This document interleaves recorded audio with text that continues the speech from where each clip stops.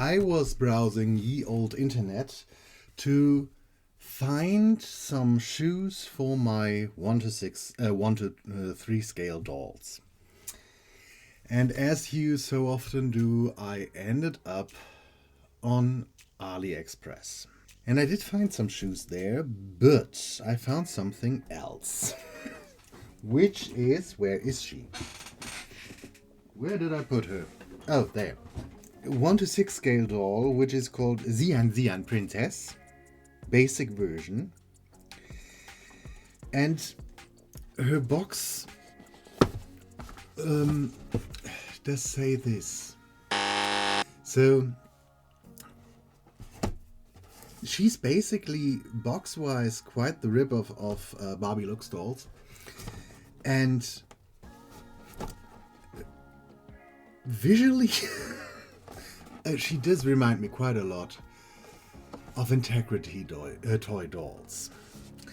And just for good measure, I bought a body as well. So I have to look through my heads, through my collection of Barbies, if I have one that matches the skin tone or even is close enough so I can match it with a repaint, but I now have 2 of these. I want to get her out of the box, but first things first. I didn't pay all that much because there was, like always, buy now get so and so many percent less to pay. So she wasn't all that expensive, or both of them weren't. I think she was around 10 euros and this body was fairly cheap. Normally they are around 30 euros, so basically the same price tag as I would pay for a made-to-move Barbie. So for a Barbie Lux. Their movement is quite restricted, but I would say if you get them cheap, they are quite nice. The plastic feels rather light, rather cheap. I assume it's just, resin. Nothing fancy about it. The joints, as you see, already are a bit flimsy. Things that are expected. But if you just want them for display or for repainting them and having them look nice, I think they are quite okay. If you really want to play with them, or if you pose your dolls a lot, you might need to keep in mind that the joints might loosen and the range of motion isn't as great as on a made-to-move Barbie. But otherwise, body-wise, they do remind me quite a lot of Integrity toy dolls that I have seen. I don't own one. The one thing I think is quite cool are the nails. But I might even, I will look up some pictures of Integrity toy dolls and see if this might possibly even be just a recast, which would be very bad. After looking at some images online, which I show you here, and I'm sorry I don't have the original sources, it does look quite a lot like Integrity toy dolls. It's not a one-on-one recast, I think, but they are very, very close. But there is nothing on her that tells us a brand or anything. Let's get the completed girl out of the box. And I am going to repaint her, of course. I'm not sure if I am going to repaint her now, but this footage will be included in that repaint, I assume. I did notice some differences between this body and the separate one I bought. One of them is that our Xian Xian Princess has a branding on her back, while the other one does not. Anyway, I do like the dolls. I still think they are quite uncomfortably close to Integrity toy dolls. But yeah, as a cheap alternative, I think they are quite cool. I have to very carefully say. It's time to give this girl a dress. And I will use this one for the pattern, and then I might see if I maybe find a hat that will fit. So far, I wasn't all that lucky with the color.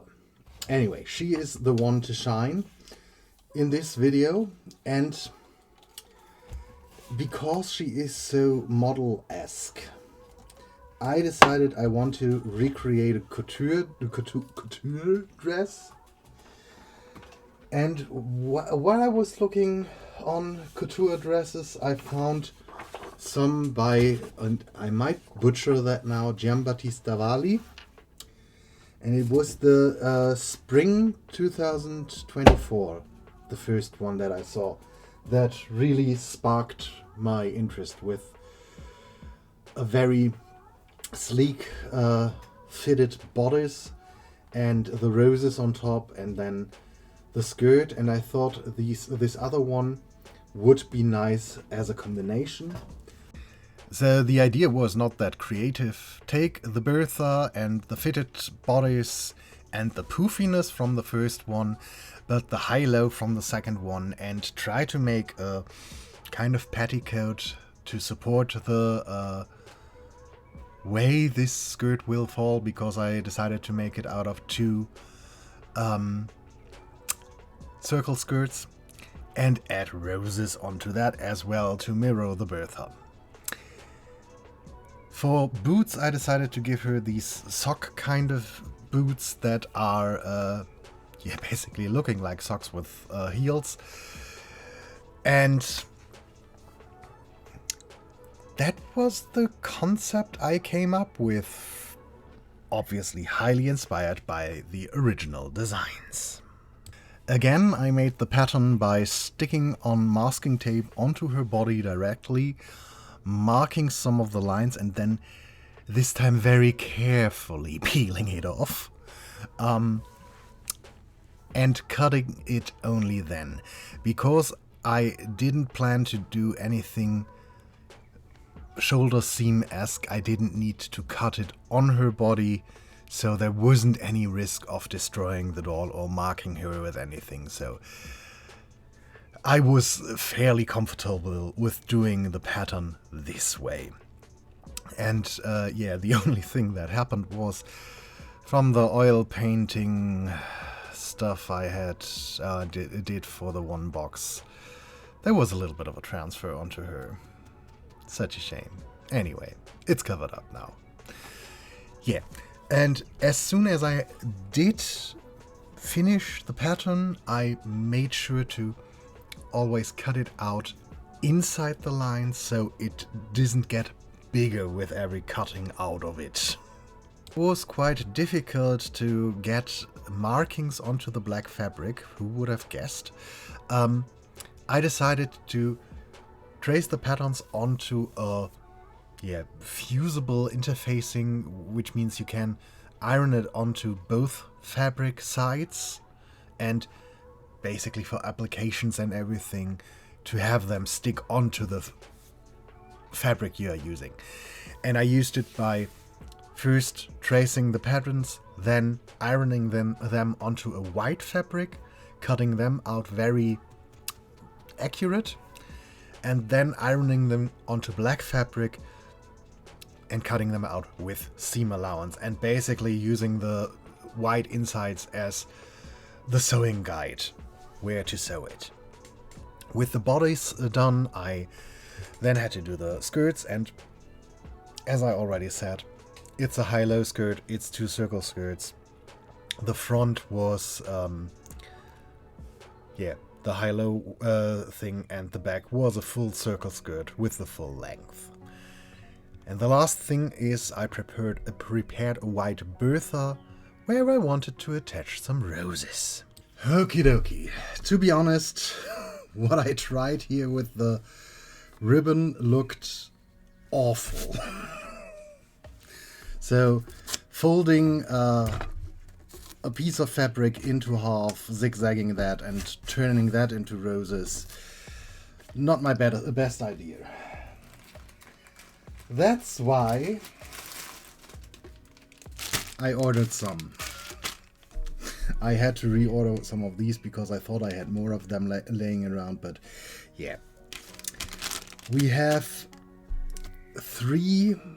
originally 4 different sizes, but only 3 because these are more cream than white, and I want to have only bright white ones, especially on the Bertha. And for the underneath part, I did buy some white satin that I then might make roses out of. We will see. But now I am going to attach a lot of these onto this Bertha kind of thing. After that, I then decided to fully line the skirt with the white satin and only attach a row of roses onto that inside line, because I noticed I would never have enough roses to do what I initially intended, and I would have had to buy more, and to be honest, they are from Temu. That would have taken too long to arrive. The first one I already had to wait a week for, so I wasn't willing to do that again. So I decided just to stitch on a row of roses, and even for that it wasn't enough. I had to go to a local shop that, funnily enough, sells similar things like Temu and AliExpress, but to a much higher, for a much higher price. And I'm still convinced it's the same stuff because I saw very similar things. Anyway, I bought 40 more roses there, had to remove some green ribbon from them, and stitched all of that to the lining that I had sewn onto the dress, and yeah, that took forever. I think I could have ordered more roses, because by the end, when I was done with it, 4 or 5 days had already passed. So, yay me for being lazy. Or not willing to order more. Or whatever. Okay, our girl does need some shoes. And I did stitch together some sock-like things out of the satin. I am going to close them up a bit tighter in the back later, when I'm sure that they are as I like them, so they are very, very tight and form-fitting on here. Maybe I should even do that now before I add everything I want to add. But I guess that should be fine by doing it with a ladder stitch. Then, as a next step, I have this from the shoes I used on my Christmas doll, and it does seem to be roughly the right size. So I'm cutting out 2 of these out of Worbla, heating them up, attaching them to the socks in the end. And then I will do one more or so for that. I have 2 layers, and then I wrap some around a skewer and make heels out of that, and all of this fancy stuff to get some sock-like high heels that I guess can already stay on her, because when I now do the ladder stitch, we are not able to remove them anymore, which is okay. She might not be able to bend her knees afterwards. But I can deal with that as well, because, let's face it, she's very model-esque. So I'm going to do that now, and I might already paint her nails in a dark red, because her nails and her lips will be dark red, I think. I am debating of giving her a necklace or earrings, but not both. And at the moment I'm leaning more towards earrings. So, because I looked at the pictures of the Giambattista Valli show, and there was with one of the two dresses they had very big earrings, and I think I like this look more than necklace. There is a picture of Anya Taylor-Joy wearing the bodice or the bodysuit version of the dress with the flower Bertha, and she wore a necklace, and I don't really like it with the Bertha, so we will see. But first I'm going to do the shoes now, and I'm not going to record audio so I can listen to music, and yeah, you can just see what I'm doing. The ladder stitch didn't really work. Possibly me that made a mistake there, or a lot of mistakes, but in the end I just did stitch around the seam to tighten it as much as possible, and then I had a very ugly puckering there, and I decided to just cover it up with the satin ribbon. So yeah, let's say the boots, they do look okay in the end, but they are a bit messier than I would have liked them to be. But the whole melting on the warbler did work very nicely. After they were painted white and everything was done, I think they do look quite good. Let's go over to the face-up. Doing the face-up was fairly straightforward, fairly simple. First blushing with some pan pastels, then doing some more details with watercolor pencils, going a bit back and forth. But in only 3 layers I was at a point where I was fairly happy with her, so I decided that's good enough.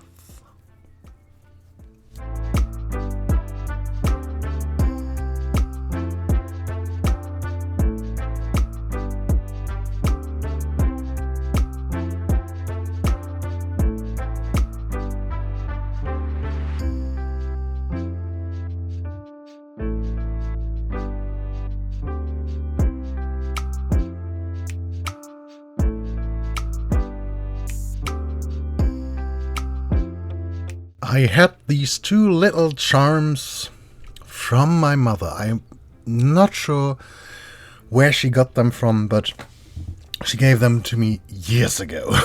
And I removed the original rhinestones and just re-bedazzled them with some silver rhinestones that I glued in place, because I thought they were quite close to the earrings that the model was wearing in the original pictures. And with them done, it was time to give her a bit of a hairstyle. I just gave her a ponytail, put some roses in, a little bit of a black veil, and then everything was able to be put together. So let's take a look at the finished girl.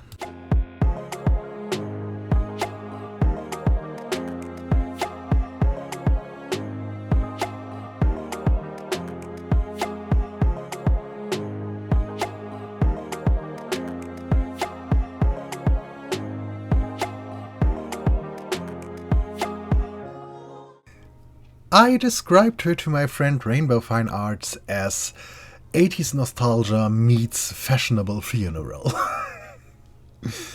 I really like how she turned out. I really like her face up, to be honest. And yeah, let me know what you think about her in the comments down below. Thank you for watching, and we will see us in another one. Until then, bye-bye.